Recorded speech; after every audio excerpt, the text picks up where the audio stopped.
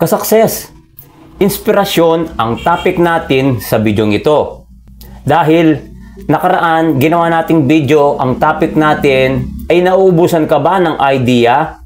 Kung nauubusan ka ng idea, ito ang para sa iyo. Ang pag-aaral at pagpapalawak ng ating kaalaman ay isang mahusay na paraan upang mapalakas ang inspirasyon sa paggawa ng video. Maaari kang magbasa ng mga libro na makakatulong sa iyo.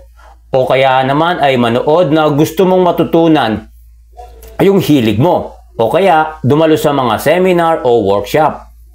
Sa pamamagitan nito, mapapalawak mo ang iyong kaalaman sa isang partikular na larangan na gusto mo at maaring makakuha ka ng bagong idea o perspektibo na magbibigay sa iyo ng inspirasyon sa buhay para makagawa ka ng video.